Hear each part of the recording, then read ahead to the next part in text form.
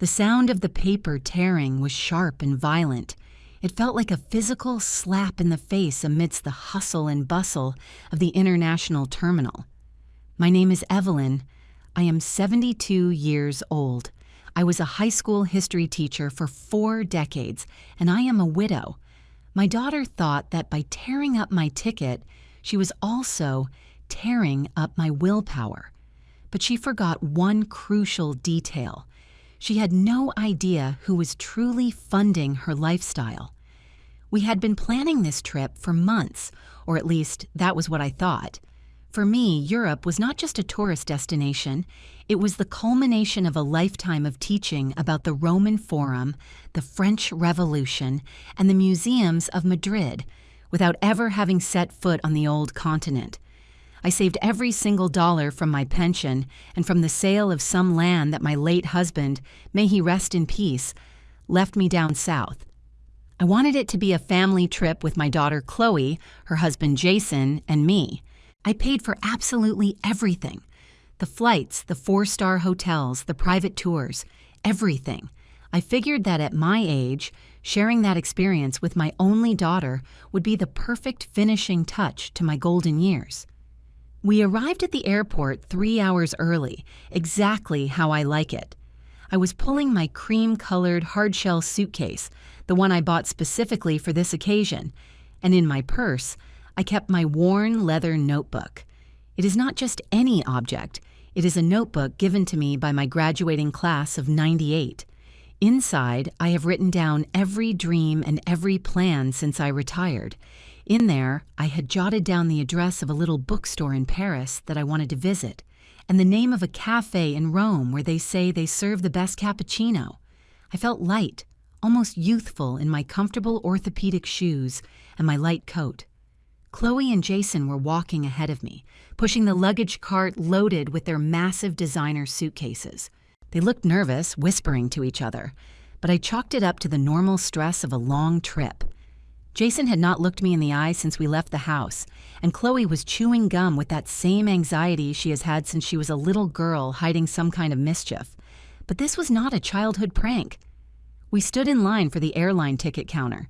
The air smelled like overpriced coffee and duty-free perfume. I was mentally double-checking if I had packed my blood pressure medication when we got almost to the front of the line. That was when Chloe stopped dead in her tracks. She turned around and held out her hand, palm up, demanding something. "Mom, give me your passport and the reservation printout," she told me. Her tone of voice left no room for argument. It was the tone mothers use with disobedient children, but cruelly reversed. Naive me, I thought she wanted to help me with the check-in process. I pulled the documents out of my purse, being careful not to drop my notebook. I handed her the envelope with the printed voucher and my passport. She took the papers, but instead of walking up to the agent at the counter, she looked me dead in the eye. There was a coldness in her stare that chilled my blood more than the airport air conditioning. "Mom, you are not going to Europe," she blurted out. I froze. The noise of the people around me seemed to fade away, leaving only a ringing in my ears. "What are you saying, honey?" I asked. My voice was trembling as I tried to process this sick joke. "We are already here. What about the luggage?"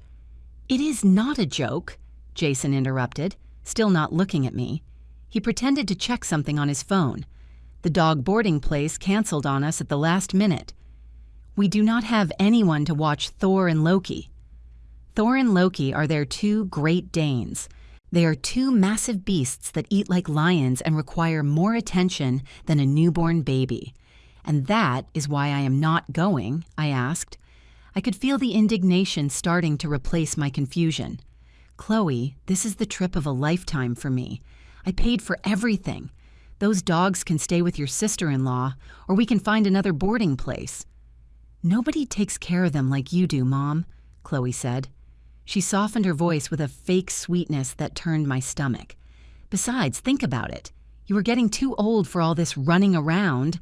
Walking all over Europe is going to ruin your knees."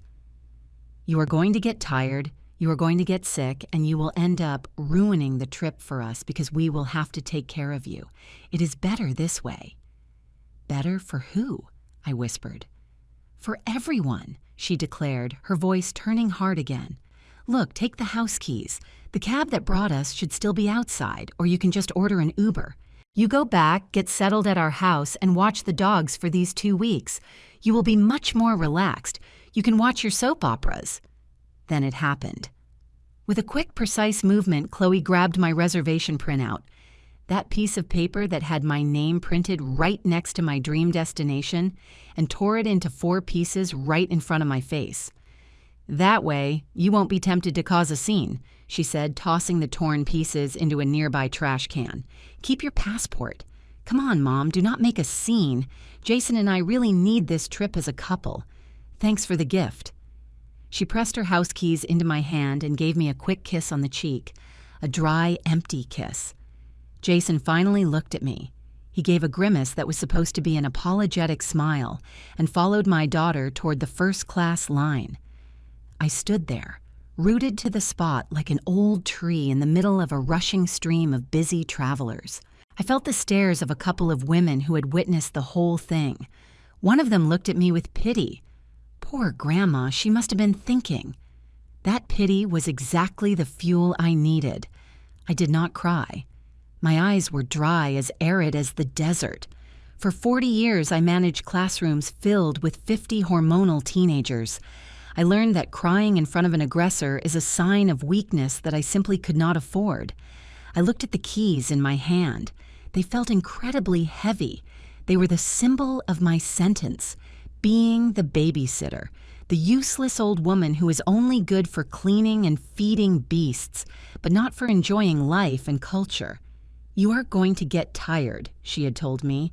"You will end up ruining the trip for us." The phrase echoed in my head. They had discarded me. They had used me as a personal ATM to fund their luxuries, and now they were tossing me aside like a piece of junk because I was in their way. And the worst part of it all was that they had planned this. Dog boarding facilities do not just cancel at the last minute without prior notice. They knew I would not be going. They probably decided this weeks ago, but they waited until the very last second, until I had paid every single dime to strike the blow. They thought that by waiting until we were at the airport, leaving me without a printed ticket and entirely humiliated, I would have no choice but to obey, lower my head, and go back home to serve them. I gripped the handle of my cream-colored suitcase. My knuckles turned white. I felt the weight of my leather notebook in my purse, filled with plans that they had just turned into absolute garbage. But then I remembered something fundamental that Chloe, in her youthful and selfish arrogance, had completely overlooked. I was the one who swiped the card, the platinum credit card. The one the bank offered me for my excellent credit score and my life savings was under my name. I was the primary account holder. They did not have any authorized user cards with access to that account. Chloe and Jason relied on their average salaries, which they blew on brand new cars and designer clothes, always living paycheck to paycheck. This luxury trip, the hotels near the Champs-Élysées, the dinner reservations, everything was charged to my account. I took a deep breath. The airport air stopped feeling stale and started smelling like pure opportunity. I did not walk toward the exit. I did not look for a cab. I spun on my heels with the dignity of an offended queen who still wears her crown, and I walked over to the airline customer service counter. Not the check-in desk where they were, but the special services and ticketing desk. There was a young woman working there, wearing a silk scarf around her neck and a tired smile. "Good morning, ma'am. How can I help you?" she asked. I placed my passport firmly on the counter. "Good morning, miss." "My name is Evelyn," I said with a clear and powerful voice, my teacher voice. "I need to process an immediate cancellation." The girl typed on her keyboard. "Of course. Let me pull up your reservation. Do you have the confirmation code?" "No. They tore it up," I said bluntly. "But everything is under my name. Just search by my passport. It is 3 tickets to Paris. Business class." The girl raised her eyebrows, clearly surprised by the detail about it being torn up. But her professionalism took over. She kept typing. "Here it is, Mrs. Evelyn. Yes, 3 tickets. Departing in 2 hours. What would you like to do?" I looked over at the check-in line in the distance. I could see Jason's back and Chloe's dyed blonde hair. They were laughing. They were probably celebrating their own cleverness, imagining me already on my way to their house to wipe up their dog's drool. They felt like winners, on top of the world, traveling on the old lady's dime. "I want to cancel everything," I said. The girl looked at me with concern. "Ma'am, these tickets have a very high cancellation fee if you cancel right now. You will get a portion of the taxes back and a small percentage of the fare, but you will be losing a considerable amount of money. Are you sure?" I thought about the money. It was my life savings. Savings from years of grading exams until the early hours of the morning, from denying myself little treats. But then I thought about my dignity. I thought about Chloe's face as she told me I was too old. Money comes and goes, but respect. Once it is lost, you never get it back unless you demand it.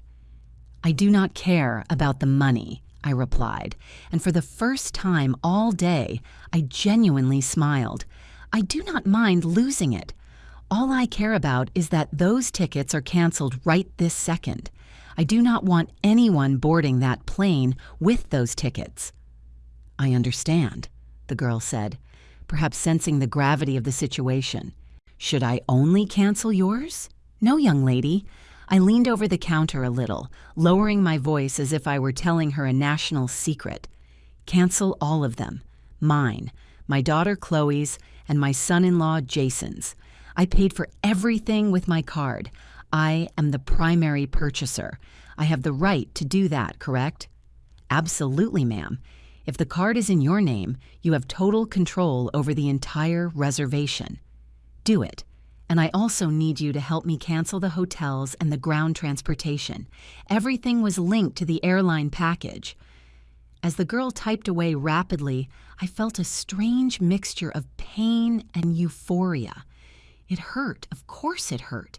She was my daughter, the little girl I taught to walk, the one whose college tuition I paid for, the one I comforted when she got her heart broken. But that little girl did not exist anymore. Right in front of me was an ungrateful woman who needed a lesson that life had not yet taught her. And as her mother and a teacher, it was my absolute duty to deliver it. "All done, Mrs. Evelyn," the agent said after what felt like an eternity. "The tickets are voided, the seats have been released, and they are already showing up as available in the system for last-minute purchase. The partial refund will post to your card in a few days. Do you need anything else?" I checked my watch. There were 40 minutes left before they closed the flight. Chloe and Jason should have been getting to the front of the counter right about now to check their bags.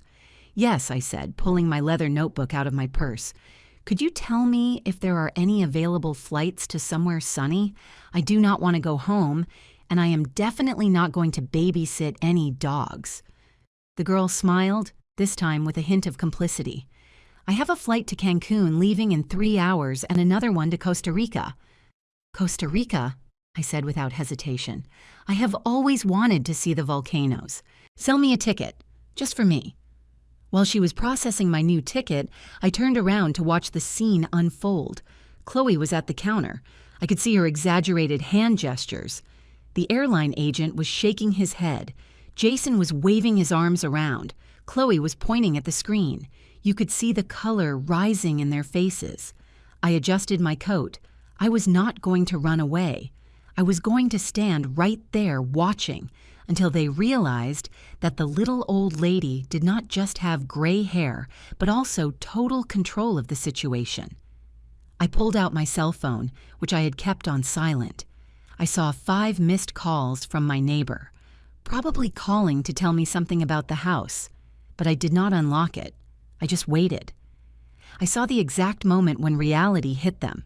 The agent at the counter must have told them, "The tickets have been canceled by the account holder." Chloe spun around, frantically searching with her eyes. Her eyes scanned the terminal until they found me. I was right there, perfectly calm, holding my new boarding pass, my dignity completely intact. The expression on her face shifted from anger to absolute panic. Jason turned pale. They started running toward me, dragging their massive suitcases that were not going anywhere anymore. "Mom!" Chloe screamed from a distance. Her shrill voice grabbed everyone's attention. "Mom, what did you do?" I did not flinch. I stood completely still, waiting for them to reach me, feeling my heart beating with the power of a freshly revved engine. The most important class of their lives had just begun. When they finally stood in front of me, gasping for air, Chloe was red with fury. "They told us you canceled the tickets. You are crazy. It is a mistake," she yelled, trying to snatch the paper out of my hand. I gently pulled my hand back.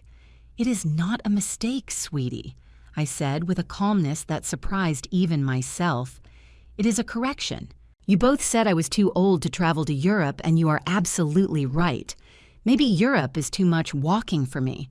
But my money travels very well, and it decided it does not want to go with you." "But the reservations, the hotel, everything—" Jason was on the verge of a total breakdown. "Evelyn, please, you have to fix this." "There is nothing to fix," I replied, looking at them over the rim of my glasses. "You two have a very important mission. You have to go take care of Thor and Loki. You would not want those poor little doggies to be left all alone, right?" Chloe opened her mouth to scream insults at me. I could see it in her eyes, but she stopped herself. Maybe because she realized people were staring at us. Or maybe because, for the very first time in her life, she did not see her accommodating mother. She saw a powerful, unfamiliar woman. "I am going to Costa Rica," I announced, glancing down at my new ticket. "They say the jungle is absolutely wonderful this time of year. Oh, and one more thing. I changed the alarm code to my house and blocked all the authorized user cards, just in case you got any ideas about going over there to grab some cash." I turned around. I heard Chloe sobbing. It was the cry of a spoiled child whose favorite toy has just been broken. But I did not stop. I walked toward the security checkpoint with a steady stride. My knees did not hurt one bit. In fact, I had never felt so strong. As I walked away, I knew this was only the beginning. Canceling the trip was the easy part. The hard part would be teaching them how to survive without my safety net. But I already had a plan, and I had all the time in the world on a Pacific beach to perfect it. Mrs. Evelyn, the teacher, had just rung the bell for recess, and they were the ones stuck inside for detention. The hot, humid air of San Jose hit my face the second I walked out of the airport. It was a total contrast to the sterile, cruel cold of the terminal, where I had left my old life behind just a few hours ago. A friendly cab driver, the kind who still opens the door for you and calls you ma'am with genuine respect, picked me up. He drove me to a small boutique hotel surrounded by gardens, which I had booked from my phone while sitting in the departure lounge. As the car wound its way down roads, surrounded by a green so intense it almost hurt to look at, my phone would not stop buzzing in my purse. They were not phone calls, they were notifications. When I got to my room, a spacious area with white linen sheets and a balcony overlooking a dormant volcano, I sat down on the edge of the bed. I took off my orthopedic shoes and let my feet rest on the cool hardwood floor. With a calmness I did not know I possessed, I pulled out my cell phone and adjusted my glasses. I had 43 missed calls from Chloe and 18 from Jason. But what really interested me was not their desperate screaming on my voicemail. It was the alerts from my banking app. There was the naked truth glowing on the screen in bright red letters. Declined transaction.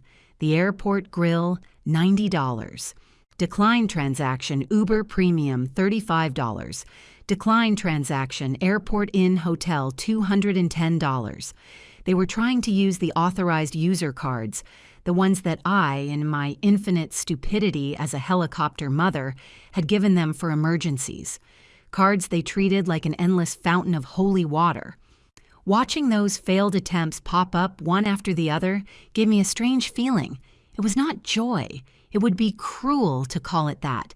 It was the pure satisfaction of basic physics. For every action, there is an equal and opposite reaction. They tore up my ticket. I cut off the cash flow. The equation was perfectly balanced. I opened my online banking app and started reviewing the transaction history for the last 6 months.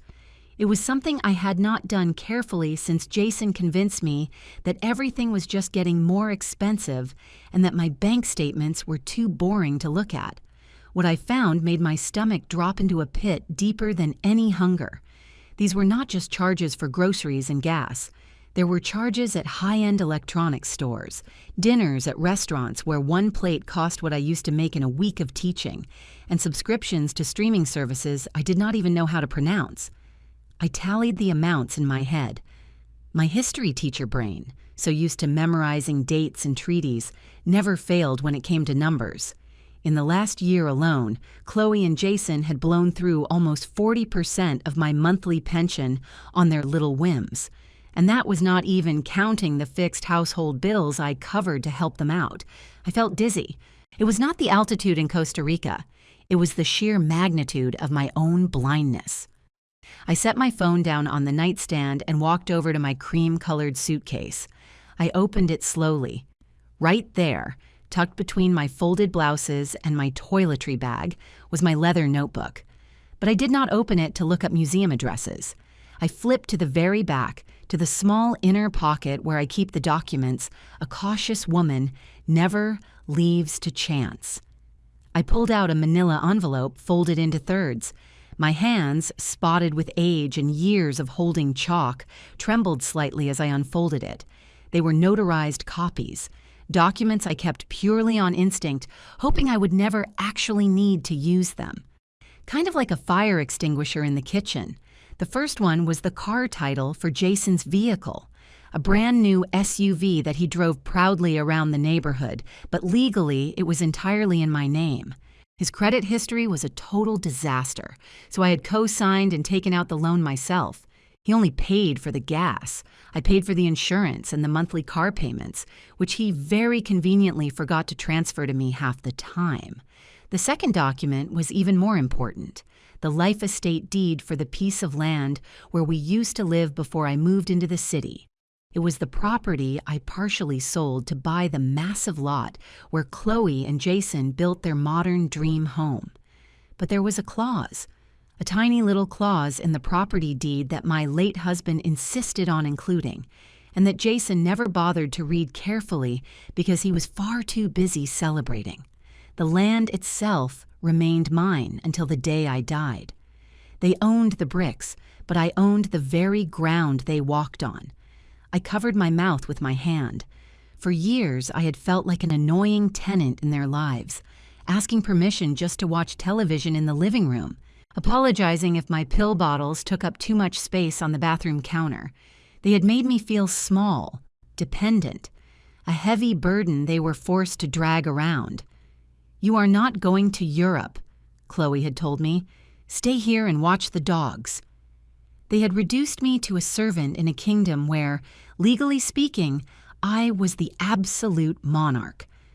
I stepped out onto the balcony. The sunset had painted the sky in violent shades of purple and orange. A brightly colored bird landed on the railing and tilted its head, looking at me with curiosity. I took a deep breath, filling my lungs with that pure air entirely free of the sheer pretentiousness and the stuffy smell of my daughter's house. How had I let this happen? At what exact moment did Evelyn, the high school teacher who could make teenagers tremble just by glaring over the rim of her glasses, turn into this docile, frightened little creature? The answer was painful but completely necessary. A mother's love, when not administered with wisdom, is a powerful drug that numbs all dignity.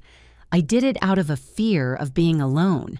Ever since I became a widow, the silence in my house had become absolutely deafening. Chloe offered to let me live with them so I would not be lonely, and I accepted. I thought it was an act of love. Now I could see it was nothing but a strategy of convenience. They needed a nanny, a private chef, a financial backer, and a loan co-signer, all wrapped up in one convenient package that did not even charge a salary.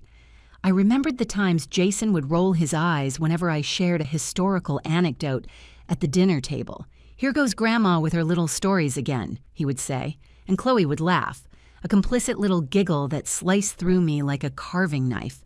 I remembered how they took my study away to turn it into a game room for their friends, banishing all my books to cardboard boxes in the damp garage. "Mom, you do not even read that much anymore. You are taking up too much space," Chloe had told me. And me, being an absolute fool, just lowered my head and let them take away my encyclopedias, my greatest treasures. I looked down at my hands. They were still strong. They were hands that had written thousands of dates and lessons on old green chalkboards, hands that had patched up scraped knees, hands that had held a dying man's hand, promising him everything was going to be okay. These were not the hands of a useless old woman. They were the hands of a survivor. I went down to the hotel restaurant for dinner. The maitre d', a young man with a flawless smile, greeted me at the entrance. "Good evening, ma'am. Table for one?" he asked. For a split second, that old reflex of embarrassment flared up. Poor thing. She is all alone. I imagined that was what he was thinking. But then I straightened my posture. I was wearing a linen dress I had saved for a special dinner in Paris that never happened. I felt incredibly elegant. "Yes, young man, the best table you have overlooking the garden, and please bring me the wine list." The young man escorted me to a beautiful table. He lit a candle and treated me with a level of deference that made me want to cry. Not from sadness, but from pure relief. He did not speak to me like I was deaf or stupid. He spoke to me like a highly valued customer. While I waited for my glass of white wine, I looked around the room. There were young couples, families, businessmen. Nobody was looking at me with pity. Nobody was sitting there thinking my knees could not handle the walking. That whole narrative of decrepitude was an absolute invention by Chloe and Jason, designed specifically to control me. It was a psychological cage they had built, brick by brick, out of passive-aggressive comments. "You are going to get tired." A lie. "You are going to get sick." A lie. "You just do not understand how the world works anymore." That was the biggest lie of them all. I understood the world way better than they ever could. I understood that the world is entirely driven by interests and power, and I held both of those things. I had just forgotten them at the bottom of a drawer right next to my self-esteem. I took a sip of my wine. It was cold, dry, absolutely delicious. I pulled out my leather notebook and a black ink pen. I flipped to a brand new page, far away from all those old plans for Paris and Rome. I smoothed out the paper with the palm of my hand. It was time to draft the syllabus for the upcoming semester. My students, Chloe and Jason, had completely failed Gratitude and Respect 101. Now they were going to have to take the intensive crash course in economic reality, and I have never been a teacher who just hands out free grades. I started writing. My cursive handwriting, neat and orderly, filled the lines with absolute military precision. Step 1. The audit. I needed to know exactly how much they owed and to who. Step 2. Asset recovery. The SUV. If Jason wanted to drive a luxury vehicle, he was going to have to pay for it himself, or he could learn how to ride the city bus. Step 3. The emotional eviction. I was never going back to living with them under those exact same conditions. That era was over. I paused for a moment. Was I being vindictive? No. Revenge is hot and incredibly messy. This was justice, and justice is freezing cold and perfectly structured. I was protecting my own future. If I kept letting them drain me dry, I would end up spending my final days rotting in some state-run nursing home, completely forgotten, while they enjoyed whatever scraps were left of my inheritance. The waiter brought out my dinner. A beautiful fresh fish dish with mango salsa. I ate with an appetite I had not felt in years. Every single bite tasted exactly like freedom. Suddenly, an idea crossed my mind, an idea so incredibly bold that it made me smile right at the candle. I held general power of attorney for Jason. He gave it to me about 3 years ago when he had some legal trouble over a fender bender, and he needed me to handle all the paperwork for him because he was way too stressed out to deal with the bureaucracy. He never revoked it. He probably does not even remember it exists. With that document in my possession, combined with being the primary holder on the accounts, I could do a whole lot more than just cancel a few credit cards. I could completely restructure his financial life, and they would not be able to lift a single finger to stop me. I could sell the SUV. I could cancel their cell phone contracts. I could, legally speaking, treat them exactly like the irresponsible children they had proven themselves to be. I grabbed my phone again. There was a text message from Chloe. "Mom, please pick up. We are sleeping on the chairs at the airport. We do not have any money to get back home or even pay for the airport parking. The dogs have been alone for hours. This is not funny anymore. Jason is absolutely furious." Jason was furious. The man who lives on my land, drives my car, and eats the food straight out of my pantry. He was furious because I finally shut off the faucet. I did not reply. Instead, I scrolled through my contacts to find the number for Robert, my longtime lawyer and former student, a brilliant young man who had always told me, "Mrs. Evelyn, the day you finally decide to lay down the law, you just call me." I checked the time. It was 9 o'clock at night in Costa Rica, 10 back in my city. Robert was a night owl who usually worked late. I hesitated for a brief second, but then I remembered the sound of that paper tearing at the airport, that sharp noise, that absolute blatant disrespect. I pressed the call button.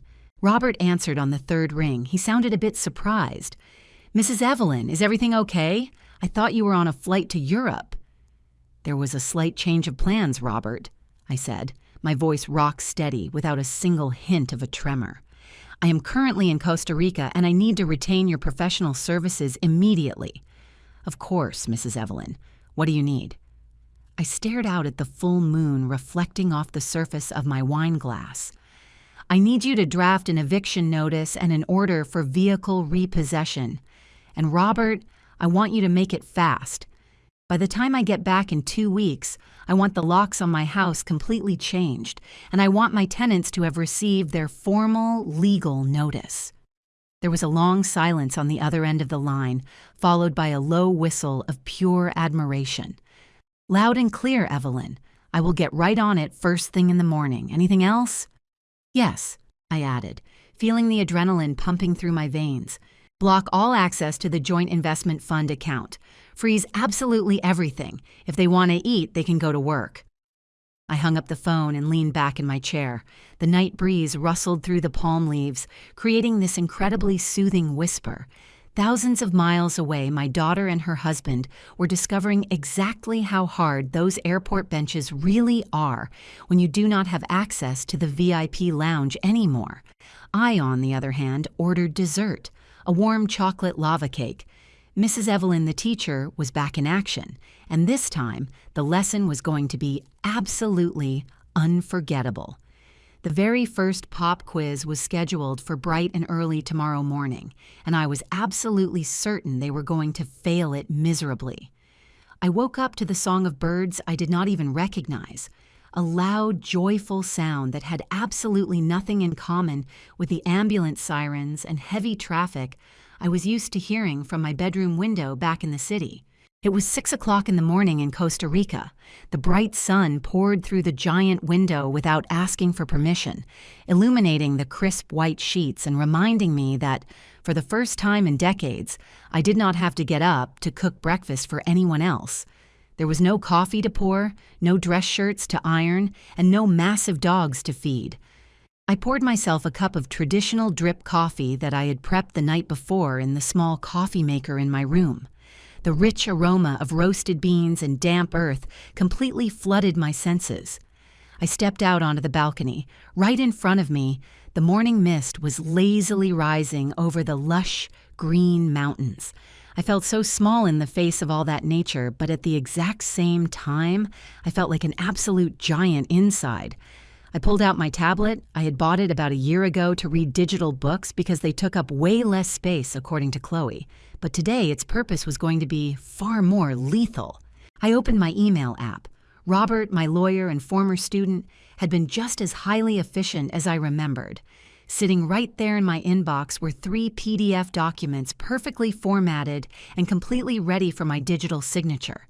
The first one was the immediate revocation of any and all power of attorney, granted to Jason. The second was a cease and desist order for the use of any authorized credit cards. The third one, and the one that made me hesitate for just a split second, was a formal request for a complete inventory of assets on my property. I signed all 3 documents using my index finger on the glass screen, applying the exact same firmness I used to use when signing failing report cards at the end of the school year. When I hit send, I did not feel 1 ounce of guilt. I felt like I was finally grading an exam that I had left sitting on my desk for way too long. My cell phone, which I had kept firmly on Do Not Disturb mode, was showing frantic activity. Text messages, missed calls, voicemails. I did not open them, not yet. First, I needed to eat breakfast. I went down to the restaurant and ordered a traditional breakfast plate: rice, beans, eggs, and fried plantains. Real, hearty food for a woman who had a very strategic workday ahead of her. While I ate, I pictured the scene unfolding back at my house. It was 7 o'clock in the morning over there, Sunday morning. Out of sheer habit, I always got up at 6:30 to let Thor and Loki out into the backyard, clean up their messes, and fill their bowls with premium dog food. Then I would brew a fresh pot of coffee and leave sweet pastries out on the table for whenever the kids decided to wake up, usually around 10. But today, the hired help was nowhere to be found.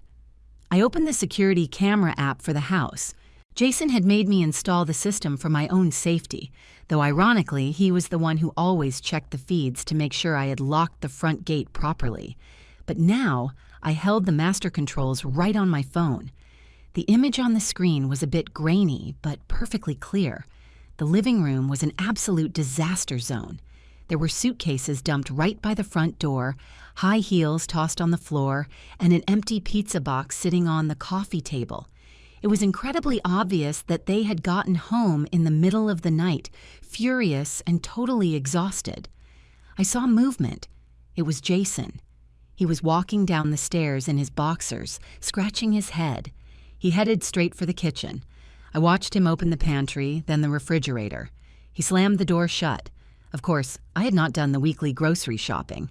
I usually went to the supermarket every single Friday and paid the $150 grocery bill for all the food they would devour in just 3 days. This week, that fridge probably held nothing more than half a carton of milk and a few dried-up lemons. Jason pulled out his cell phone. He was undoubtedly going to order breakfast for delivery. I just smiled and took a slow sip of my Costa Rican coffee. About a minute later, I saw Jason violently tapping on his screen. Then he marched over to the Wi-Fi router sitting in the living room and started smacking it with his hand. "There is no network, honey," I muttered softly to the screen. "The bill for that high-speed fiber optic internet is set to auto-pay on my credit card, and my card was reported lost and completely frozen for security reasons last night." The internet company automatically cuts the service if the scheduled payment bounces 3 times in a row. I had personally called them last night to speed up the process, claiming a possible fraud alert. "Cut off absolutely everything until I can come in person," I told them. And since the account was firmly in my name, they obeyed without question. Chloe came downstairs shortly after, wrapped up in a silk robe I bought her for her birthday, one that cost more than my last dental procedure. She had massive bags under her eyes. They were arguing. I could not hear the audio, but body language is universal. Jason was aggressively pointing at the router. Chloe was pointing right at the empty kitchen. The dogs were barking loudly out in the yard, probably starving. Chloe walked over to the sliding glass door to let them in, but the dogs, totally hyper and missing their morning walk, charged inside like an absolute stampede. They knocked over a floor lamp in their wild dash toward the kitchen. Chloe screamed. Jason threw a couch cushion at one of the dogs. I closed the app. I'd seen more than enough to know that the pure chaos had officially begun. It was time for Phase 2. I left the hotel and ordered a cab to go visit some nearby waterfalls. While the lush green scenery rolled by outside my window, I decided to answer one of the messages. Just one. It was from Chloe. "Mom, this is ridiculous. We have no internet, there is 0 food in the house, and the cards keep getting declined on the food delivery apps. The dogs are starving. Where did you put the extra bag of dog food? Stop acting like a little child and answer me." Stop acting like a little child. The irony was so incredibly thick you could cut it with a knife. I typed out my response very calmly. That extra bag of food ran out on Thursday. You two will have to go buy some. Use your own money. Oh, and the internet is in my name, so I had it shut off to avoid generating any unnecessary expenses while I am away. Enjoy your Sunday. I locked my phone screen again and stepped out at the entrance of the national park. The loud roar of the cascading water gave me an immense sense of peace. I walked along the damp trails, breathing in the pure, fresh air, feeling my lungs finally clear themselves of all that old chalk dust and the toxic mold of pure ingratitude. At around 2 in the afternoon, I got a phone call from Robert. "Evelyn, the paperwork is done," he said in his crisp, professional tone. "The notary and I are on our way to the property right now. We have the court order ready for the inspection. Are you absolutely sure you want us to go in today? It is Sunday." "It is the perfect day for it, Robert. They are sitting at home. They have zero internet and absolutely no cable television, so I am very sure they are bored out of their minds. Please go bring them some legal entertainment." "Understood. I will keep you posted. By the way, regarding the SUV, yes, the GPS tracking company already located it. It is sitting right in the driveway. The tow truck is scheduled to arrive immediately after we make entry. Jason is going to throw an absolute fit." "Let him," I said, watching a giant blue butterfly land softly on a flower. "Let him scream all he wants. He has a loud voice, but I have all the legal papers." I hung up the phone and sat down on a rustic wooden bench. I pictured the exact scene that was about to unfold. I did not view it as revenge, but rather as a very important history lesson. Empires always fall when they underestimate the very people holding them up. I opened the security camera app once again. This time, I cranked up the volume on the ambient microphone. I heard the front doorbell ring. I watched Jason stomp over to the entrance, still dressed in his gym clothes, looking incredibly irritated. He yanked the door open aggressively. "What do you want?" "We are not buying anything," he snapped. Robert's voice came through, clear and authoritative. "Good afternoon, Jason. I am attorney Robert Mendez, the legal representative for Mrs. Evelyn. I am accompanied here by a licensed public notary. We are here to conduct a visual inspection and compile a full asset inventory of this property, which is owned outright by my client." Jason stood there completely paralyzed. "What on earth are you talking about? This is my house. Evelyn is my mother-in-law. She just lives here, but—" "Correction," Robert interrupted. He took a bold step forward with an authority that filled my heart with pure pride. "You reside here as precarious tenants. The legal ownership of this land and all improvements upon it, according to the public deed I hold right here, belongs exclusively to Mrs. Evelyn. She has formally requested an audit of the property's condition due to, well, concerns regarding its upkeep." Chloe suddenly appeared right behind Jason. She was as pale as a sheet of paper. "Robert, what are you doing here? Where is my mom?" "Your mother is out enjoying her vacation, Chloe. She has instructed me to secure all of her assets. Are you going to allow us entry, or do I need to call the police to execute this court order?"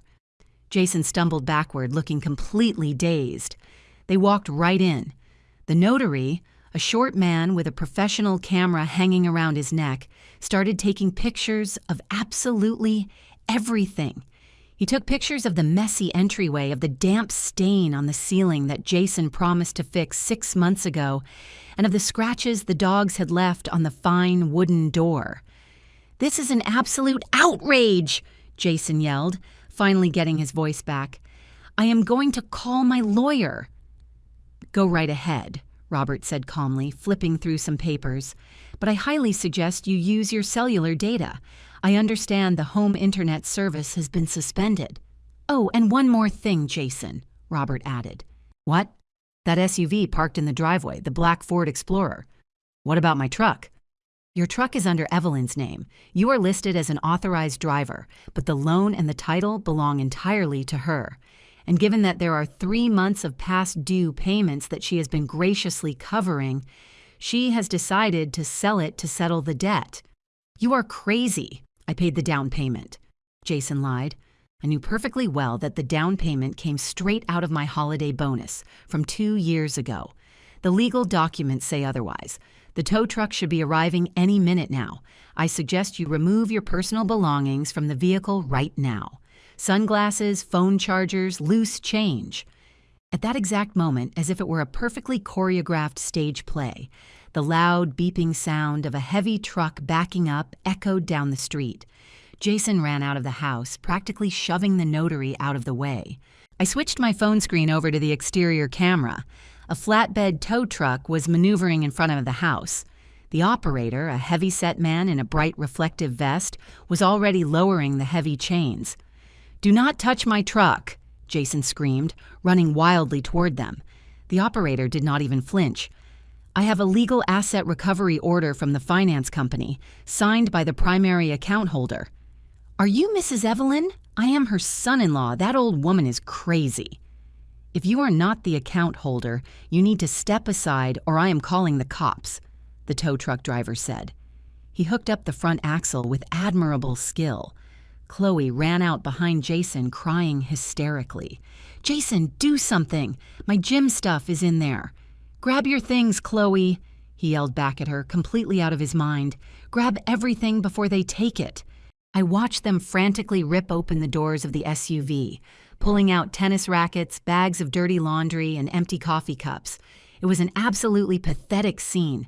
2 highly functional adults reduced to throwing a toddler's temper tantrum right on the sidewalk while all the neighbors started peeking out of their windows.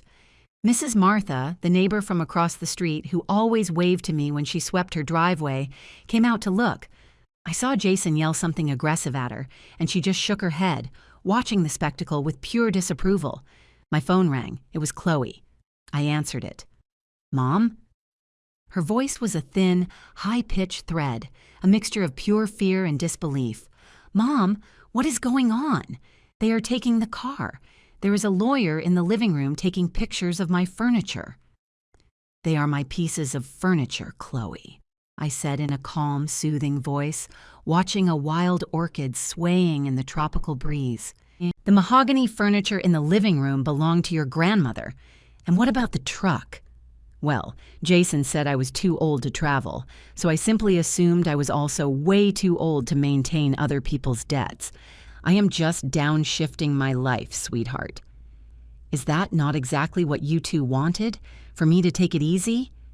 "But you cannot do this to us," she sobbed. "Jason has to go to work tomorrow. How is he going to get there? It is so far away." "There are city buses, or he can order a cab." "Oh, wait, never mind. Those apps do not work without a valid credit card attached to them, do they? Well, walking is incredibly good for your cardiovascular health. You guys told me that walking around Europe would completely ruin my knees, but Jason could really use the daily exercise. He has been putting on some weight." "You are a witch," she screamed. "I am your mother, Chloe, and I am the legal owner of the house you are currently standing in. I highly suggest you treat Robert with respect. He is taking a full inventory because I am going to put the downstairs level up for rent." There was a dead, heavy silence on the other end of the line. "What?" she whispered.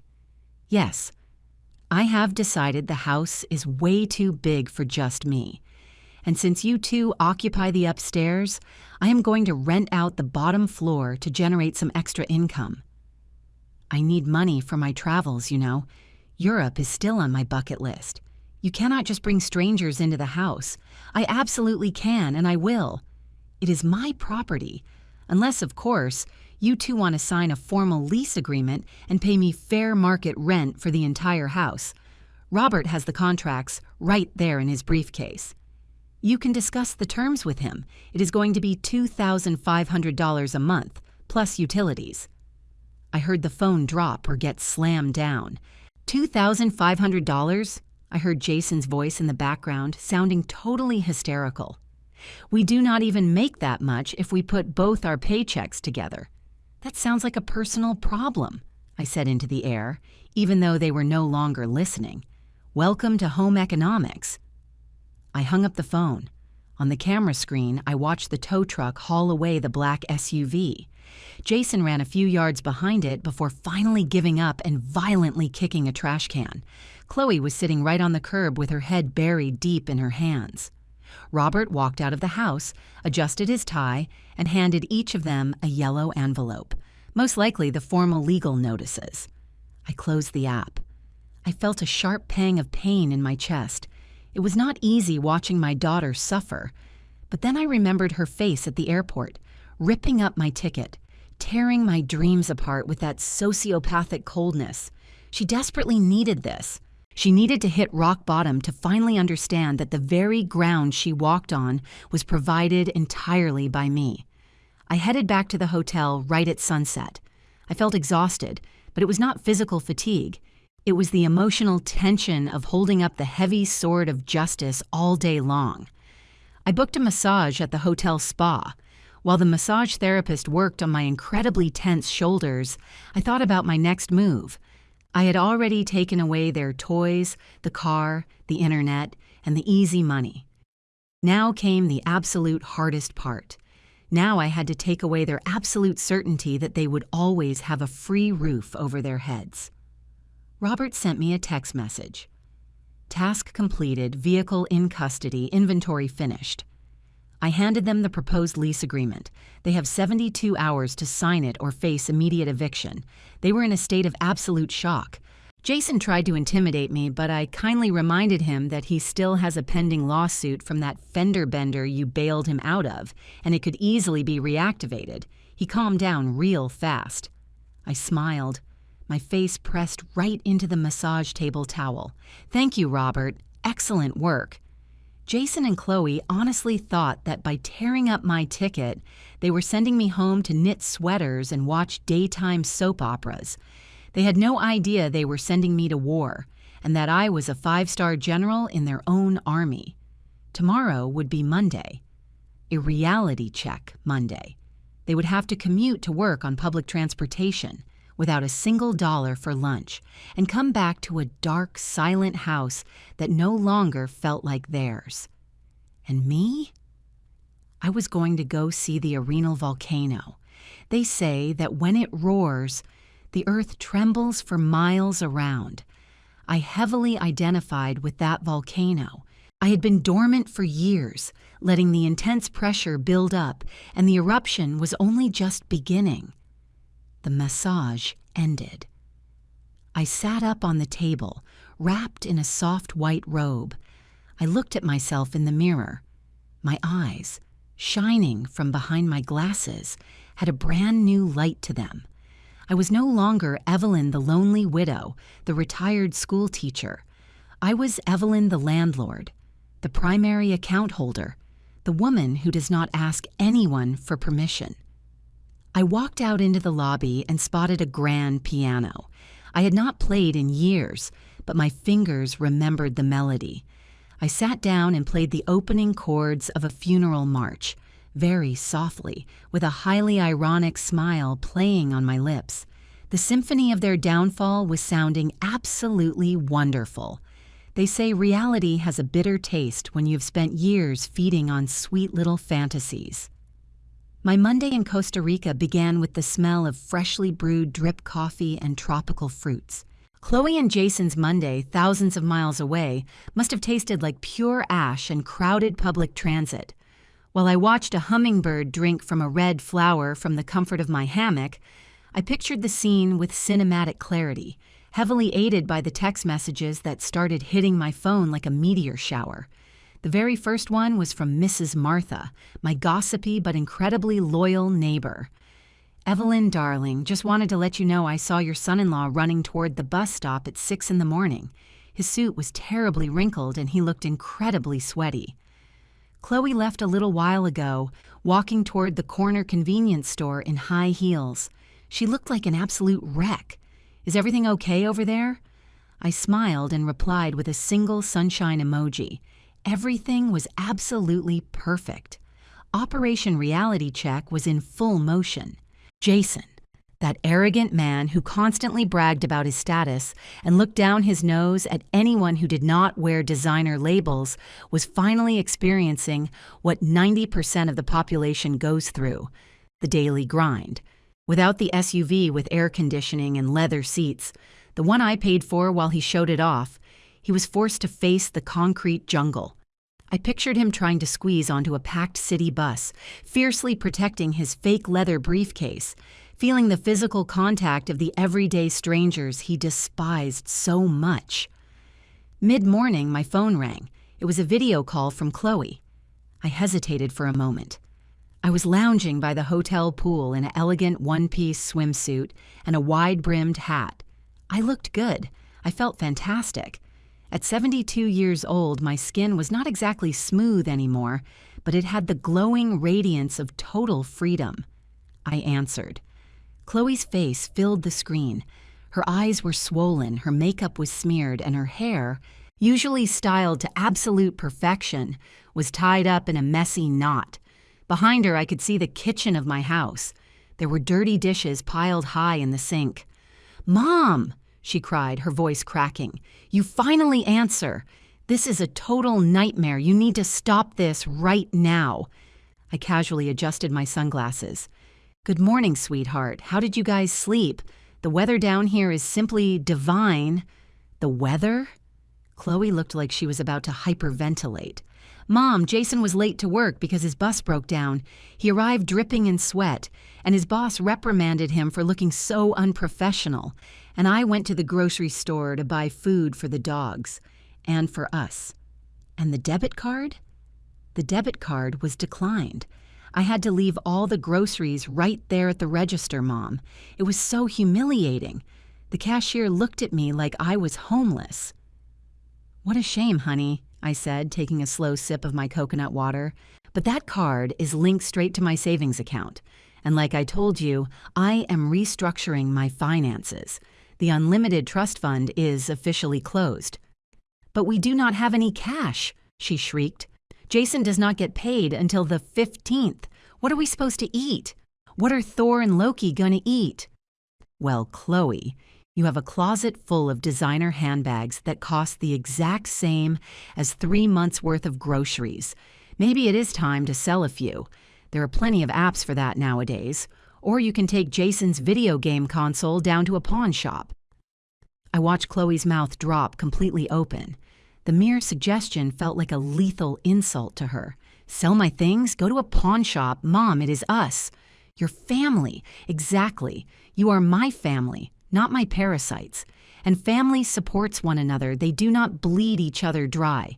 You tore up my ticket to Europe because you honestly thought I was a useless old woman who was only good for babysitting your house. Now you are finding out exactly how much it costs to maintain that house and that luxury lifestyle you loved so much."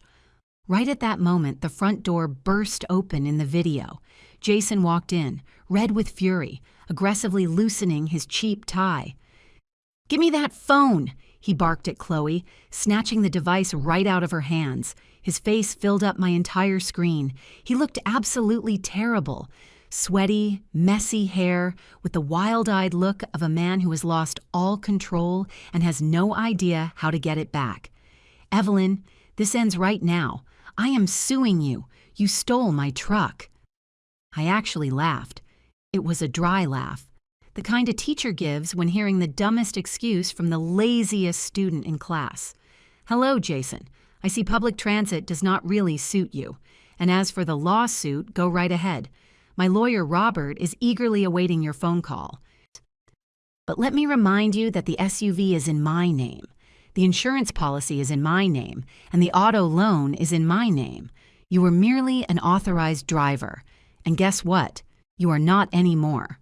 I need that vehicle for work," he screamed, slamming his fist on the table. "I am a corporate manager. I cannot ride the damn city bus." "Then go buy one yourself, sweetheart, with your big manager's salary.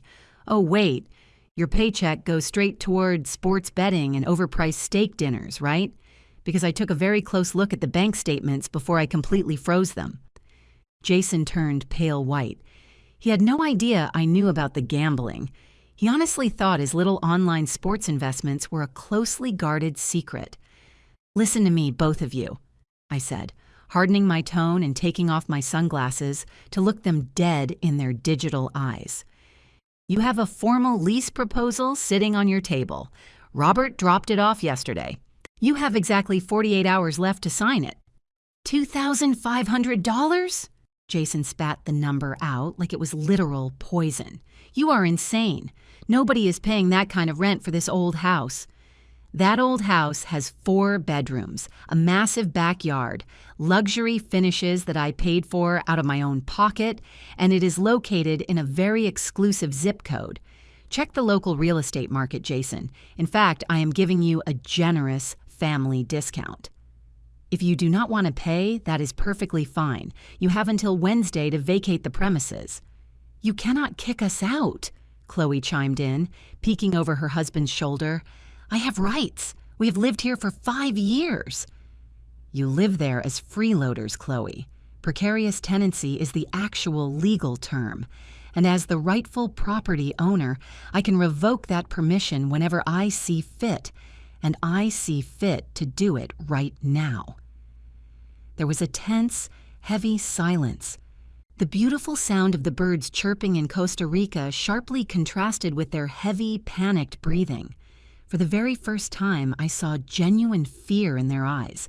It was not the fear of missing out on luxuries anymore. It was the terrifying fear of being homeless. They finally realized that the roof over their heads was not some divine human right, but a very generous gift that I had officially decided to take back. "Mom," Chloe lowered her voice, trying that sweet little girl tactic that had worked flawlessly for 40 years. "Mom, please do not do this to us. Jason is under so much stress. I just do not know what to do. I promise we will pay you back for the tickets to Europe. We will pay you back little by little. But please just come home. Come back and let's fix this." I almost gave in. I felt that sharp tug in my chest, that deep maternal instinct that just wants to run and hug your child and tell them everything is going to be okay. But then I remembered the sound of that paper tearing. I remembered the public humiliation. I remembered the exact words, "Stay here and watch the dogs." If I caved now, they would not learn a single thing. If I went back home today, we would be in the exact same position a month from now, and I would just be a little bit older and a little bit poorer. "I am not coming back just yet, Chloe," I said with unwavering firmness. "I am having far too much fun down here, and I do not want you to pay me back for the plane ticket. I want you to pay me the respect you owe me. And in the adult world, respect is demonstrated through taking responsibility." "What exactly do you mean by that?" Jason asked suspiciously. "I mean that if you want to keep living in that house, you are going to sign that lease. You are going to pay for your own groceries, your own electricity bill, your own gas, and your own internet. And you are going to start paying me rent on the 1st of every month. If you cannot afford the $2,500, then you can pack your bags and move into a small apartment that actually fits your real budget. It is quite simple." "But we do not have the money for a moving truck," Jason groaned. "That is a logistical problem that you two will have to figure out on your own. I suggest you either start packing boxes or start looking for a second job." "You are so selfish," Chloe screamed, completely dropping the sweet little girl mask. "You would rather blow your money on luxury vacations than help your own daughter." "I have been helping my daughter her entire life, Chloe. I paid for the college degree that you never even bothered to use. I paid for that lavish wedding you love to brag about. I gave you a roof over your head. I gave you a car. And in exchange, all I ever received was pure contempt. So yes, now I am going to be selfish. I am going to be selfish because I have absolutely earned the right to be." I hung up the video call before they could even utter another word. My hands were shaking. I'm not going to deny it. Confronting your own children is far more difficult than facing an entire enemy army, because the enemy does not share your blood. I ordered another cold coconut water. I needed to calm my nerves. I spent the entire afternoon reviewing my leather notebook. I had a bucket list of things I wanted to do before I died, things I had constantly postponed to take care of my family, learning Italian, seeing the Northern Lights, writing my memoirs. I proudly crossed off visiting Costa Rica from the list, and I just smiled. As night fell, I received an email from Robert. "Evelyn, I have some news for you. Jason called me about 10 minutes ago. He sounded much calmer, or maybe just resigned to his fate. He asked if the rental price was negotiable." I told him absolutely not. Then he asked if you would be willing to accept weekly installments. I told him I would have to consult with you, but that signing the lease was non-negotiable. I replied to him immediately. "Tell him the rent is due monthly and it must be paid in advance, exactly like any standard landlord requires. But tell them I am willing to accept their first month's rent in physical goods." Robert replied right away, completely confused. "Physical goods? What exactly do you mean by that?" "I want them to sell the video game console, Jason's fancy watch collection, and all of Chloe's designer handbags that I paid for. I want them to hand over the cash from those sales to serve as their security deposit. I need to see them completely let go of the superficial things in order to preserve the essential things. It was an incredibly cruel test, I know that. But it was absolutely necessary. I needed to see if they valued having a roof over their heads more than they valued their shiny toys. Tuesday was a day of total radio silence. They did not call me. They did not text me. I assumed they were in full crisis mode, arguing, probably crying, or maybe just hating me with every single fiber of their being. I honestly did not mind playing the villain in their story, as long as it forced them to become the heroes of their own independent lives. On Wednesday morning, the absolute deadline, I woke up to a notification from my bank. Deposit received. $1,800, memo description, sale of various personal items. It was not the full $2,500, nor was it a complete month's rent, but it was a solid start. It was real money that had been generated through their own effort, their own sacrifice, and their swallowed pride.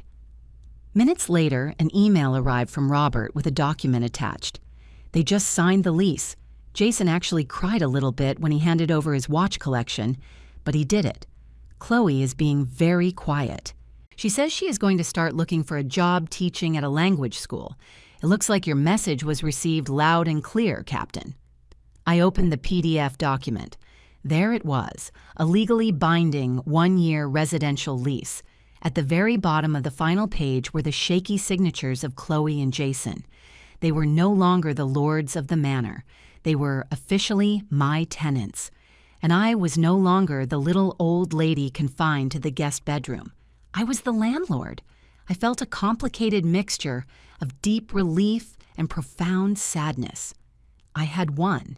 Yes, I had successfully recovered my dignity and total control over my assets, but I had to break their hearts and smash their egos into a million pieces to achieve it.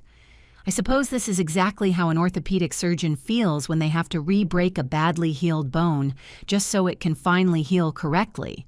It is incredibly painful, but it is the only way the patient will ever be able to walk straight again.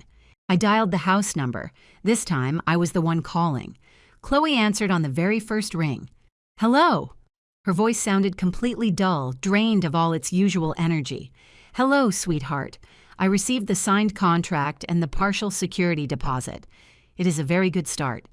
"I sold my designer bags, Mom," she said, and I heard a muffled sob over the line.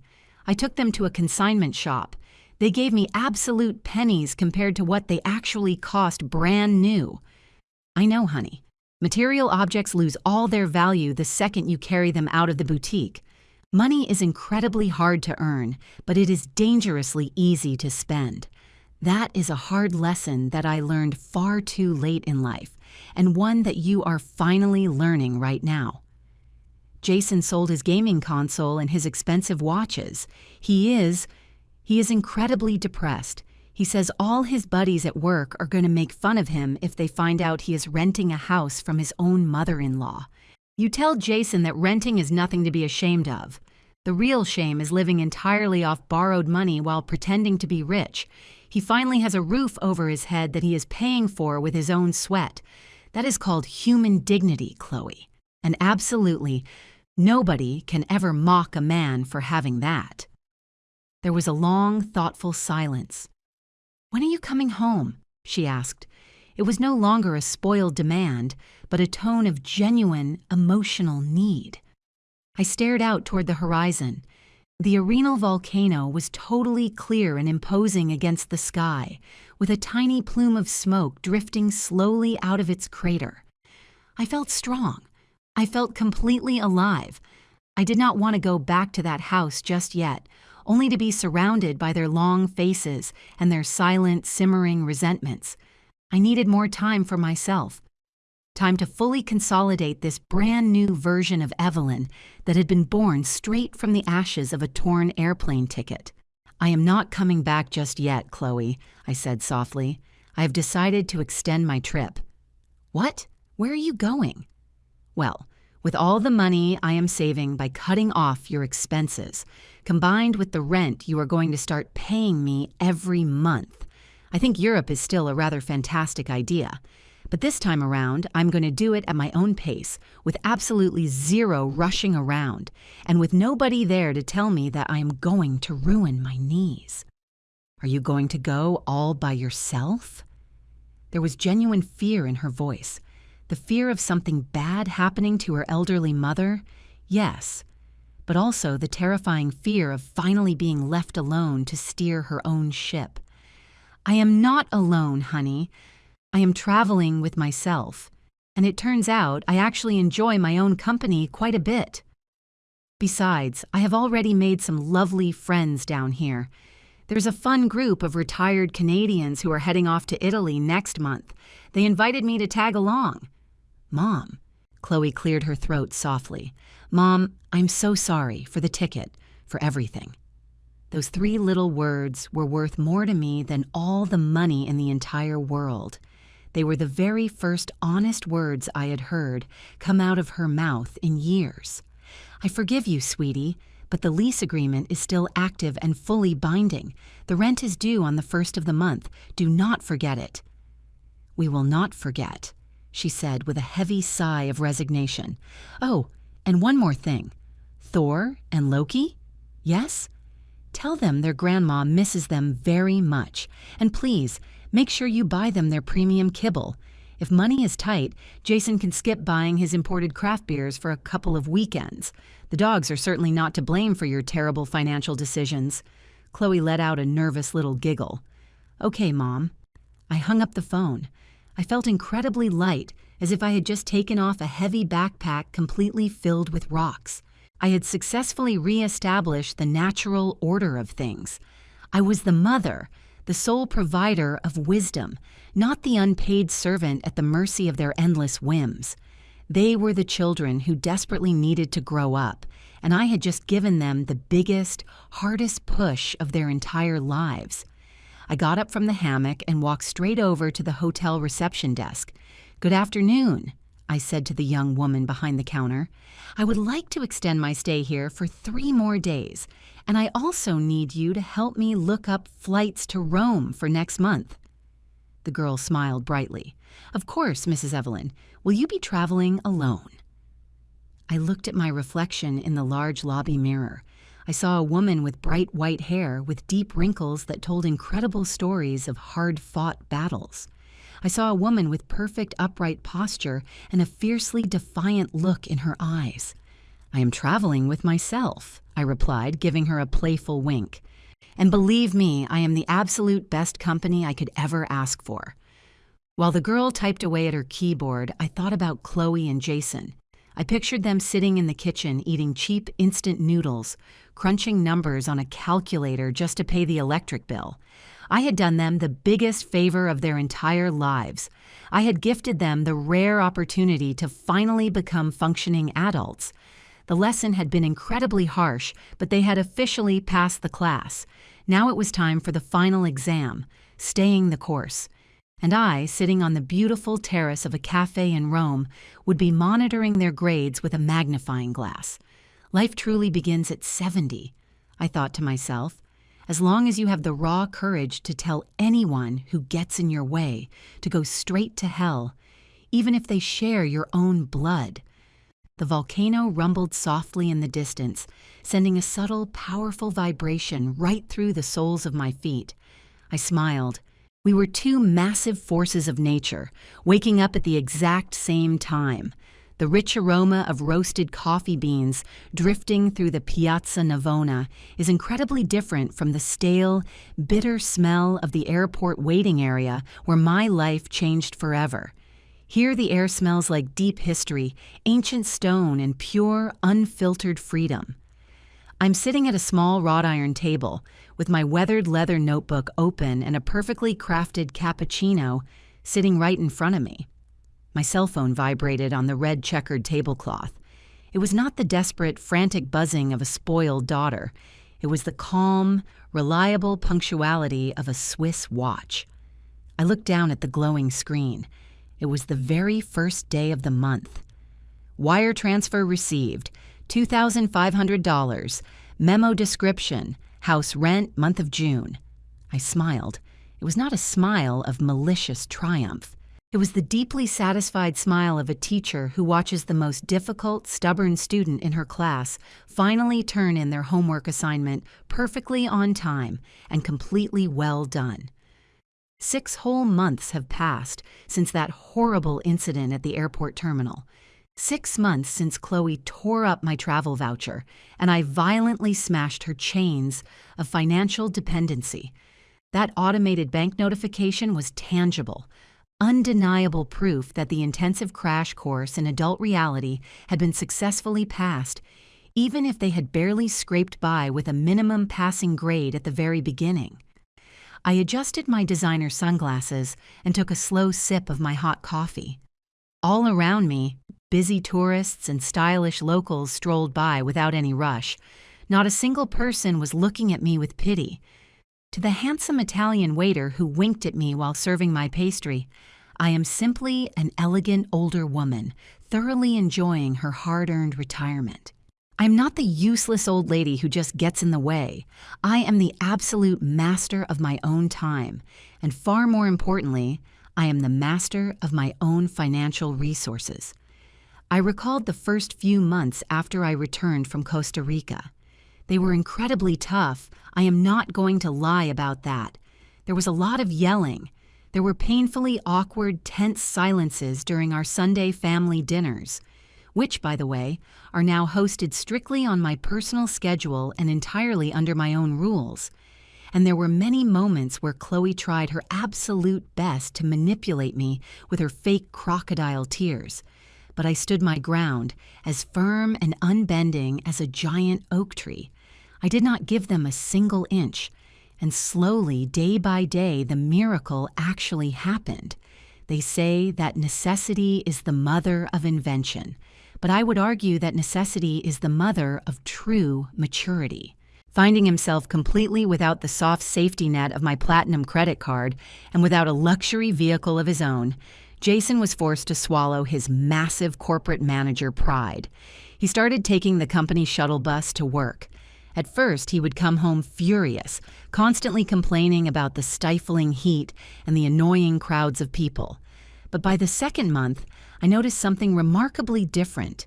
He started coming home reading a book. He had traded the road rage and traffic stress for business management paperbacks. He even dropped a few pounds. And it was not from a lack of food, but because he now has to walk 15 minutes every single day just to get to the bus stop. Chloe was a much more difficult case. The forced sale of her beloved designer handbags was a massive blow to her fragile ego, one that took several agonizing weeks to heal. But when she found herself with absolutely zero cash for her weekly salon beauty treatments, she did something she had not done since the day she graduated college. She started looking for a job. Now she works part-time at a local language academy, teaching Spanish to foreign exchange students. The irony of it is absolutely delicious. The woman who told me I was useless and too old to do anything is now earning her living using the exact same pedagogical tools that I utilized for 40 long years. We had a video call just yesterday. "Hello, Mom," she said. She looked very different. She was wearing much less makeup and a simple, plain cotton blouse. She looked physically tired, but it was an honest, hard-working kind of exhaustion. The fatigue of someone who has actually put in a hard day's work, not the exhaustion of someone who is just profoundly bored. "How is Rome treating you?" she asked. "It is absolutely marvelous, sweetheart. The Colosseum is far more imposing than I ever could have imagined. And how are you guys doing? How are the dogs?" "Thor and Loki are doing great. Jason took them out for a long run this morning." Chloe paused for a second and nervously bit her lower lip. It is a little habit she has kept since she was a little girl. "I wanted to let you know that the washing machine started making a really weird noise." In the past, that exact sentence would have been the prelude to begging me for a brand new appliance. I would have run right out to the hardware store to buy the most modern washer on a 12-month interest-free payment plan. "That is a shame, honey," I replied calmly. "I left the phone number for the appliance repairman right in the top desk drawer.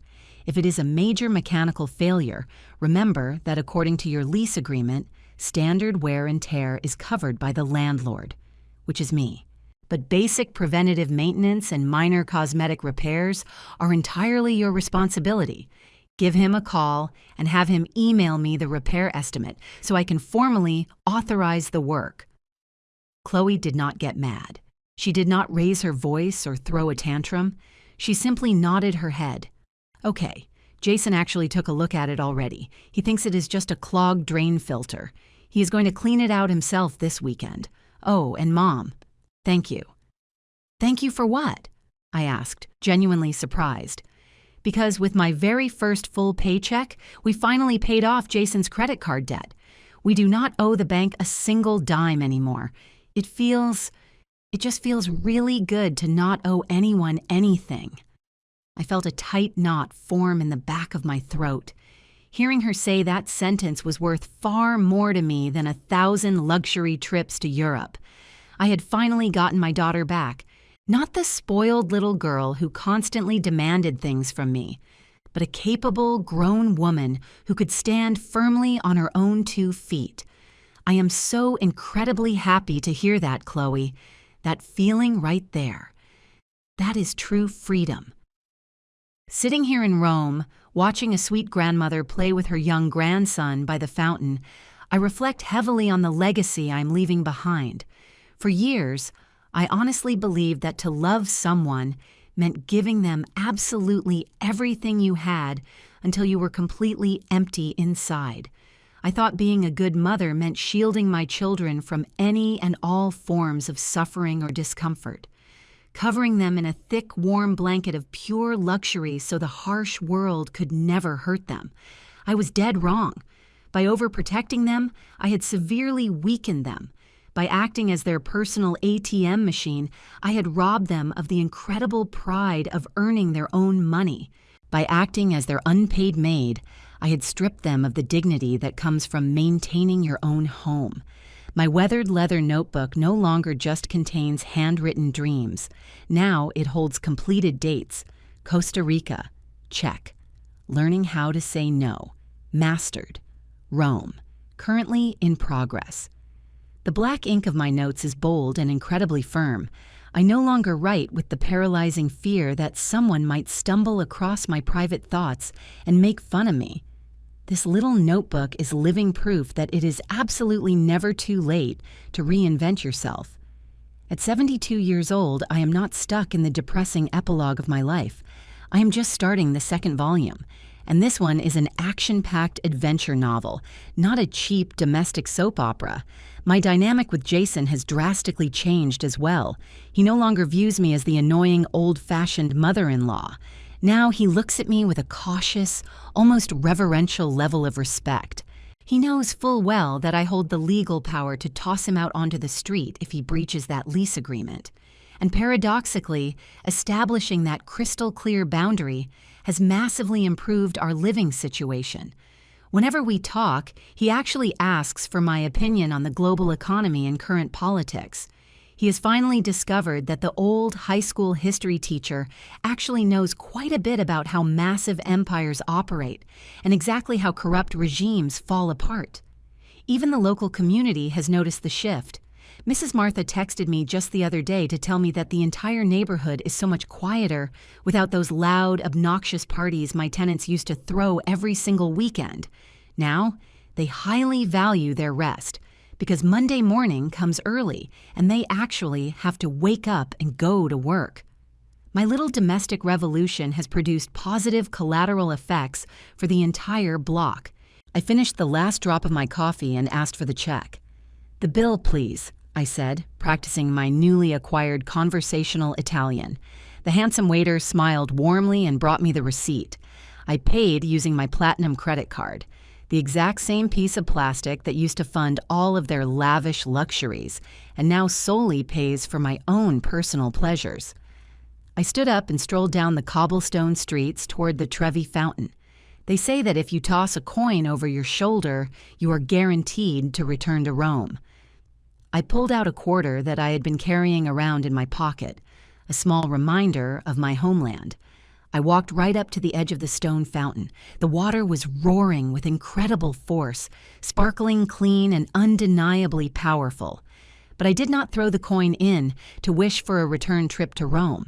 I tossed the coin over my shoulder as a pure symbol of gratitude. Deep, overwhelming gratitude for that incredibly painful moment back in the airport terminal. If Chloe had not been so unbelievably cruel, if she had never torn that piece of paper right in my face, I would still be sitting on that lumpy old couch, watching daytime television, just waiting around for them to need me for some trivial little errand. Her cruelty was my rocket fuel. Her blatant contempt was my ultimate awakening. I watched the silver coin sink deep into the crystal clear water, shining brightly right next to thousands of other people's wishes. My cell phone vibrated again. It was a picture message from Chloe. In the photo, she and Jason were cooking dinner together. They looked incredibly simple, completely stripped of all their flashy luxuries. They were eating homemade pasta in the kitchen that they now kept spotlessly clean all by themselves. The caption underneath the picture read, "We saved a plate for whenever you get back. No rush. We love you so much, Mom. Take your time." Exactly. I am in absolutely no rush to put that stained apron of the self-sacrificing martyr mother back on. That uniform simply does not fit me anymore. When I finally do return, I will be Evelyn, the world traveler, the landlord, the fascinating woman who comes bearing incredible stories of erupting volcanoes and ancient colosseums. I caught my reflection in the polished glass window of a high-end fashion boutique. The linen dress I bought back in Costa Rica looked absolutely stunning on me. My gray hair was shining under the bright Roman sun like woven threads of pure silver. "Mrs. Evelyn," I whispered to myself with a satisfied grin. Class is officially dismissed, and it was an absolute master class.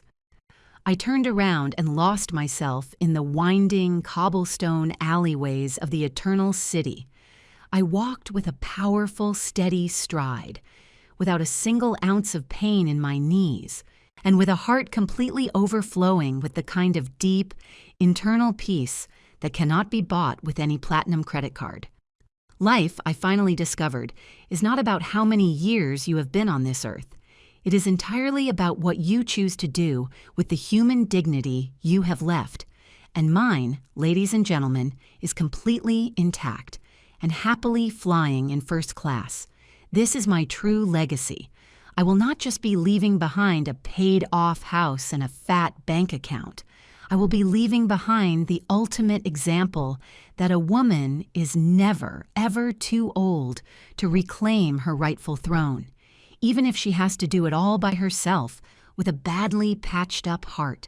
The world is an incredibly massive place, and I am only just beginning to explore it.